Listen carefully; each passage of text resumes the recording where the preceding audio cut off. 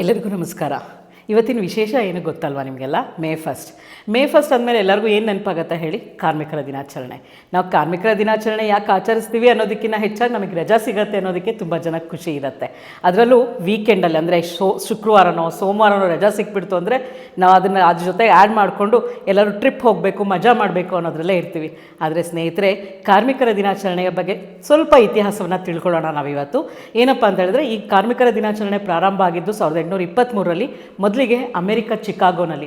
ಅಂದರೆ ಕಾರ್ಮಿಕರು, ಇವಾಗ ನಾವು ಒಂದು ಟೈಮ್ ಬಾಂಡಲ್ಲಿ ವರ್ಕ್ ಮಾಡ್ತೀವಿ ಅಲ್ವಾ, ಆದರೆ ಮುಂಚೆ ಅದಕ್ಕೆ ಟೈಮೇ ಇರ್ತಿರಲಿಲ್ಲ. ಕಾರ್ಮಿಕರು ಕೆಲಸ ಮಾಡ್ತಾನೆ ಇರಬೇಕಿತ್ತು. ಬೆಳಗ್ಗೆ ಎದ್ದಾಗಲಿಂದ ರಾತ್ರಿ ಮಲಗೋ ತನಕ ಅವ್ರಿಗೆ ಪುರ್ಸೊತ್ತೇ ಇರ್ತಿರಲಿಲ್ಲ, ಯಾವುದೇ ಬ್ರೇಕ್ ಇರ್ತಿರಲಿಲ್ಲ. ಊಟಕ್ಕಾಗಲಿ ಕಾಫಿಗಾಗಲಿ ಯಾವುದೇ ಬ್ರೇಕ್ ಇರ್ತಾ ಇರಲಿಲ್ಲ. ಆಲ್ಮೋಸ್ಟ್ 14ರಿಂದ 16 ಗಂಟೆಗಳ ಕಾಲ ಕೆಲಸ ಮಾಡ್ತಾಯಿದ್ರು. ಆ ಒಂದು ಉದ್ದೇಶಕ್ಕಾಗಿ ಕಾರ್ಮಿಕರು ಅನೇಕ ಅದರ ಮುಖ್ಯಸ್ಥರು, ನಾಯಕರು ಒಂದು ಕಾರ್ಮಿಕರಿಗೋಸ್ಕರ ಹೋರಾಟವನ್ನು ಶುರು ಮಾಡಿದರು. ಅದು ಅಮೆರಿಕದ ಚಿಕಾಗೋದಲ್ಲಿ ಪ್ರಾರಂಭ ಆಯಿತು.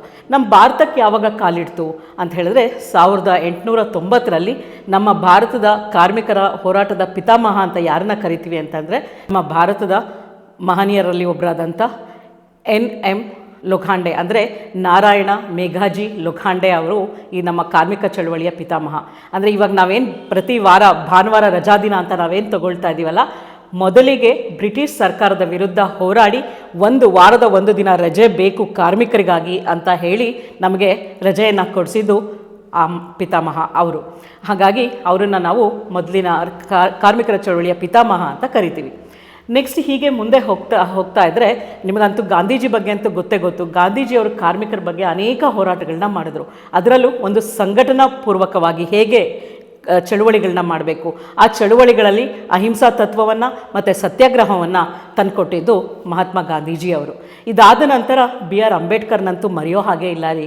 ಅವರು ಒಂದು ಮೈಲಿಗಲ್ಲು ಅಂತ ಹೇಳ್ಬೋದು ಕಾರ್ಮಿಕರ ಹೋರಾಟಗಾರರಲ್ಲಿ. ಅವರು 1943ರಿಂದ 46ರವರೆಗೂ ವೈಸ್ರಾಯ್ ಅವರ ಕಾರ್ಮಿಕರ ಒಂದು ಮಂಡಳಿ ಏನಿತ್ತು, ಅಲ್ಲಿ ಅವರು ಸದಸ್ಯರಾಗಿ ಇದ್ದರು ಬ್ರಿಟಿಷ್ ಸರ್ಕಾರದಲ್ಲಿ. ಅಲ್ಲಿ ಅವರು ಹೋರಾಟ ಮಾಡಿ ಭಾರತೀಯ ಕಾರ್ಮಿಕರಿಗೆ ಏನೆಲ್ಲ ಒಂದು ಫೆಸಿಲಿಟಿಗಳನ್ನ, ಸೌಲಭ್ಯಗಳನ್ನ ತಂದುಕೊಟ್ರು ಅಂತ ಹೇಳಿದ್ರೆ, ಅವರು 12 ಗಂಟೆ ಕೆಲಸ ಮಾಡ್ತಾ ಇದ್ದಂಥ ಭಾರತೀಯ ಕಾರ್ಮಿಕರನ್ನ 8 ಗಂಟೆ ಅವಧಿಗೆ ಅದನ್ನು ನಿಗದಿಗೊಳಿಸಿದ್ರು. ಅಷ್ಟೇ ಅಲ್ಲ, ಹೆಣ್ಮಕ್ಳಿಗೋಸ್ಕರ ಹೆರಿಗೆ ಸೌಲಭ್ಯಗಳು ಏನೆಲ್ಲ ಬೇಕು, ಅವರಿಗೆ ರಜಾ ಏನು ಬೇಕು, ಹೇಗಿರಬೇಕು ಅನ್ನೋದನ್ನು ಕೂಡ ಅವರು ಬ್ರಿಟಿಷ್ ಸರ್ಕಾರದ ವಿರುದ್ಧ ಹೋರಾಡಿ ನಮ್ಮ ಭಾರತೀಯರಿಗೆ ಅದನ್ನು ಕೂಡ ತಂದುಕೊಟ್ರು. ಸೊ ಇದನ್ನು ನಾವು ಮೈಲಿಗಲ್ಲು ಅಂತಲೇ ಹೇಳ್ಬೋದು.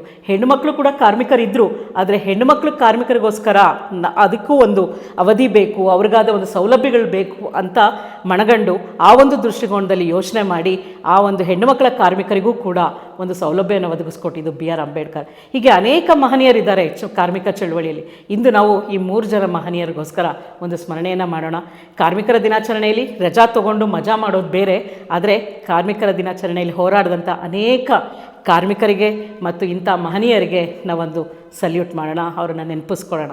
ಅವರ ಒಂದು ಸ್ಮರಣೆಯನ್ನು ನಾವು ಇವತ್ತಿನ ದಿನ ಮಾಡಲೇಬೇಕು. ಜೈ ಹಿಂದ್.